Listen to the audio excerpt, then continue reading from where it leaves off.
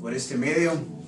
Realmente reconocemos la misericordia de Dios para con nosotros, con nuestro país, nuestra ciudad. A pesar de las noticias que a veces tenemos, pues es bueno darle gracias a Dios. En medio de las circunstancias, dice su palabra que en todo tiempo debemos de alabarlo y exaltarlo, porque a pesar de las circunstancias, pues Dios siempre ha sido bueno. Y hoy quiero compartir un tema un llamado escándalo. Y vaya si Dios no hace llamados que para nuestra lógica humana son un escándalo. Y quiero empezar con una frase que dice: la obra de Cristo es un gran remedio que solo puede tener efecto donde hay enfermedad. ¿Sí? Y es una frase muy importante, porque a eso vino Jesucristo, a sanar lo que estaba enfermo, a enderezar lo que estaba torcido. Y la vida muchas veces nos somete a pruebas de una u otra forma, ya sea en nuestra salud, en nuestra familia, con aquellos que nos convivimos, en nuestro trabajo. Lo que es cierto es que los golpes humanos son difíciles muchas veces de evitarlos. Nuestra ventaja sería cuando no vengan juntos. Sin embargo, pues las dificultades como hoy vivimos solo nos enseñan a perseverar, a estar junto a Él. Y ese es el tema. Ese es el tema que hoy debemos de entender, que necesitamos la búsqueda constante de Dios, necesitamos su búsqueda en este momento difícil para la humanidad, porque todos estamos en la misma circunstancia. Cuenta la historia de un ciclista sudafricano que se disponía a pedalear, cuando ya estaba en su ruta, una piedra lo hace caer. Él se levanta y cuando decide nuevamente pedalear, él toma la piedra enojado y la lanza sobre una roca más grande. Cuando se da cuenta, la roca que lo hizo caer se parte en dos, y su sorpresa fue que esa roca contenía una pepita de oro. Una afortunada desgracia, ¿sí? Él no se imaginaba qué era lo que contenía esa roca.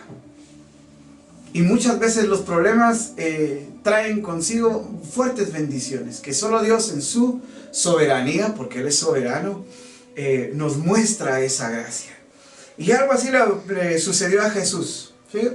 Cuenta la historia en Mateo capítulo 9, versículo 9 al 13, que dice así: pasando Jesús de ahí, vio a un hombre llamado Mateo, que estaba sentado al banco de los tributos públicos, y le dijo: sígueme. Y se levantó y le siguió. Y aconteció que, estando él sentado a la mesa en la casa, he aquí que muchos publicanos y pecadores que habían venido se sentaron juntamente a la mesa con Jesús y sus discípulos. Cuando vieron esto, los fariseos dijeron a los discípulos: ¿por qué come vuestro maestro con los publicanos y pecadores? Al oír esto, Jesús les dijo: los sanos no tienen necesidad de médico, sino los enfermos. Id pues y aprended lo que significa: misericordia quiero y no sacrificio, porque no he venido a llamar a justos, sino a pecadores al arrepentimiento. Un llamado a escándalo. ¿Por qué? Porque un publicano, el cual era Mateo, de hecho, Mateo significa regalo del Señor. Tanto en Marcos como en Lucas vemos que Mateo utiliza un nombre, el nombre de Leví, pero luego se lo cambia a Mateo, porque cuando recibe al Señor y Dios le hace el llamado, él se nombra a sí mismo Mateo, que significa regalo del Señor. El publicano en este entonces era un israelita desleal, pagado por los romanos para cobrar impuestos de los demás judíos por beneficio propio. Llegaron a ser un símbolo de la peor clase de personas. Y Jesús a ese tipo de personas era el que estaba llamando. A un publicano. Mateo era un publicano. Y escandalizó a todos. ¿Por qué? Porque a estos recaudadores de impuestos estaban entre las personas más despreciadas de la sociedad. El dinero que ellos recaudaban frecuentemente era dividido en dos: uno para su uso personal y la otra parte para Roma, lo cual no solo los hacía en ladrones, sino en traidores. Otra palabra importante es sanos y enfermos. Los fariseos que aparecen en la historia se consideraban sanos, se consideraban puros, completos. Ya creían que ellos estaban sanos realmente. Entonces, el publicano era una persona realmente ante los ojos de la sociedad, ladrona y traidora. Sanos y enfermos, los fariseos aparecen en escena, y estos eran aquellos que eran legalistas, se creían puros, se creían religiosamente completos. Y Jesús lanza también otra frase: id pues y aprended lo que significa misericordia quiero. Y a lo que estaba refiriéndose Jesús era a Oseas, al libro de Oseas capítulo 6, que significa: porque misericordia quiero y no sacrificio, y conocimiento de Dios más que holocaustos. A eso se estaba refiriendo Jesús cuando les decía: averigüen ustedes qué significa misericordia quiero. Y lo que estaba haciendo Jesús era llevarlos al Antiguo Testamento y decirles lo que Dios había decretado. Dios se complace más en obediencia, en conocimiento de Dios, más que en sacrificios. Dios se centra más en misericordia. El primer libro de Samuel, capítulo 15 al 22, dice, primer libro de Samuel 15, 22 dice: y Samuel dijo: se complace Jehová tanto de los holocaustos y víctimas como en que se obedezca a las palabras de Jehová. Ciertamente el obedecer es mejor que los sacrificios, y el prestar atención que la grosura de los carneros. Miqueas dice también, capítulo 6, versículos 6 al 8: ¿Con qué me presentaré ante Jehová y adoraré al Dios Altísimo? ¿Me presentaré ante Él con holocaustos, con becerros de un año? ¿Se agradará Jehová de millares de carneros o 10,000 arroyos de aceite? Daré mi primogénito por mi rebelión, el fruto de mis entrañas por el pecado de mi alma. Oh hombre, Él te ha declarado lo que es bueno. ¿Y qué pide Jehová de ti? Solamente hacer justicia y amar misericordia y humillarte ante Dios. Eso era lo que Jesús les estaba dando a entender a los fariseos. Él ve a un hombre, dice la escritura, lo ve en el lugar donde él trabajaba cobrando impuestos, y cuando lo ve le dice: sígueme. El libro de Lucas narra la misma historia, tanto en Lucas como Marcos narra la misma historia, pero Lucas dice que cuando Jesús le dice sígueme, él lo deja todo. Lo deja todo y lo sigue. Luego lo que hace Mateo es impresionante. Recordemos que él era publicano, tenía recursos, tenía dinero, y hace un gran banquete. Lo sienta a la mesa juntamente con publicanos y con pecadores, gente de mala fama y pecadores. Y luego aparecen los fariseos y dicen: ¿por qué come vuestro maestro con pecadores y publicanos? Jesús logra escuchar y les dice: el sano no necesita de médico, yo he venido para con los enfermos. Luego Jesús le dice: vayan y averigüen ustedes qué significa misericordia quiero. Y eso es impresionante, y podamos sacar 6 puntos, hasta 7 puntos de aplicación importante. Es inevitable saber, tanto el libro de Mateo declara en su capítulo 8, versículo 1, que la multitud seguía a Jesús. Pero Jesús no se centraba en la popularidad. ¿Por qué? Porque esa popularidad iba a acabar en un momento con su vida. Mateo capítulo 20, versículo 28. El primer punto que quiero enfocarme es que Dios hace un llamado de amor, y eso se llama gracia. Y vaya, si hoy en medio del aislamiento que tenemos, Dios está llamando nuestra atención y nos está haciendo un llamado. A ti que un día dejaste la iglesia, a ti que por alguna razón te alejaste de Dios, hoy Dios te está haciendo el mismo llamado. No sé en qué punto de tu vida te encuentras. No sé en qué punto de vida espiritual, vida emocional, vida física, vida social te puedas encontrar, pero Dios está haciendo un llamado. Cual fuera tu estado, Dios te está haciendo un llamado de amor. Si Jesús se hubiese centrado en la popularidad, definitivamente no hubiese llamado a Mateo, porque era alguien despreciable ante los ojos de la sociedad, de los judíos. Era alguien despreciado.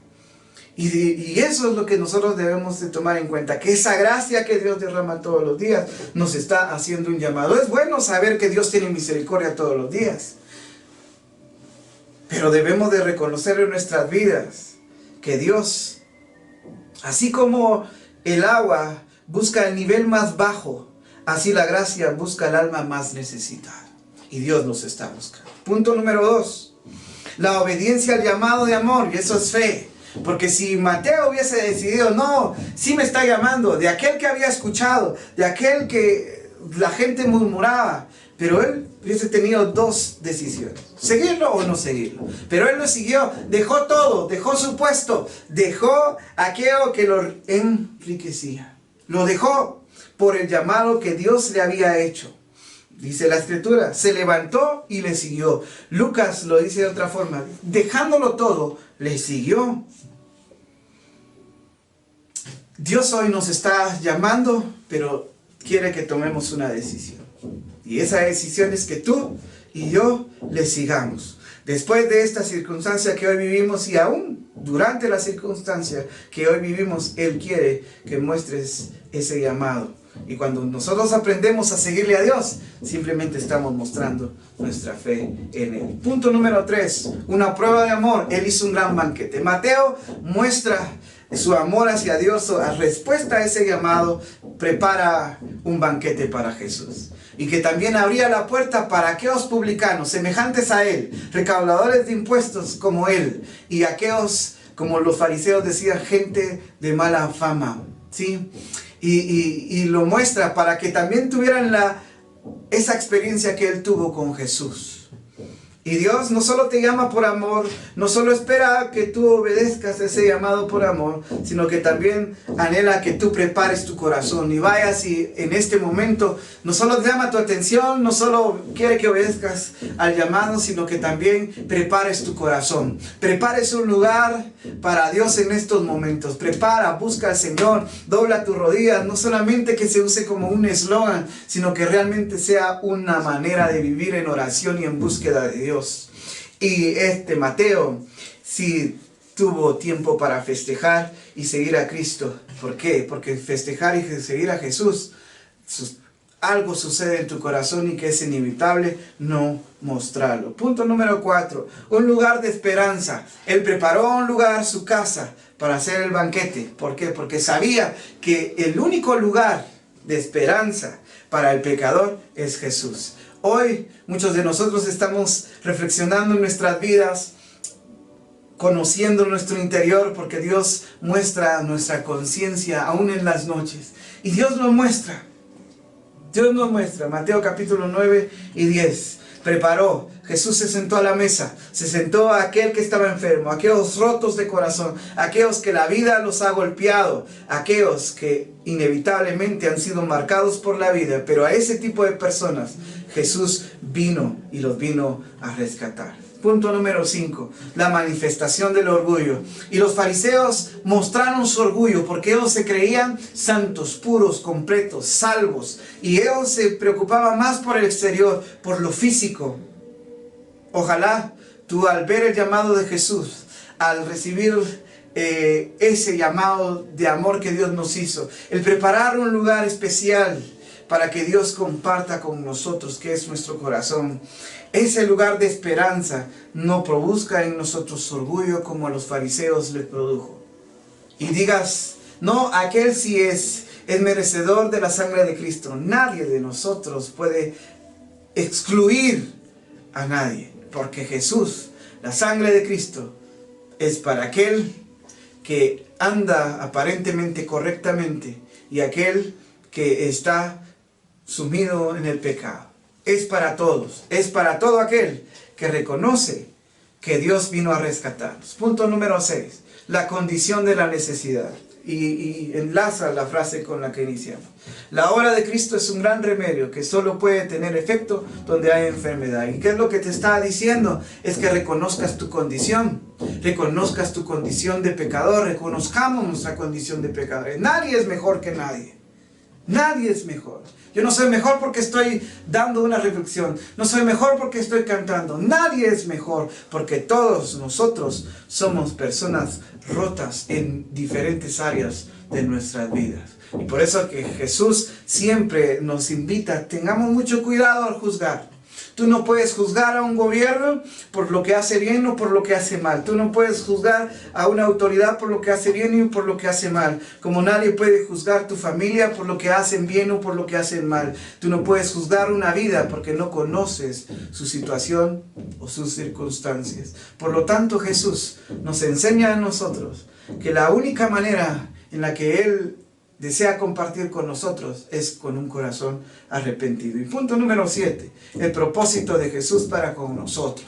Y ese propósito es, vayan y averigüen ustedes lo que significa tener misericordia. Ya leímos algunos versículos acerca de tener misericordia. Hoy es un buen momento para mostrar misericordia. No solamente eslogan de iglesia, no solamente eslogan para obtener popularidad o para tener beneficios en el ámbito político.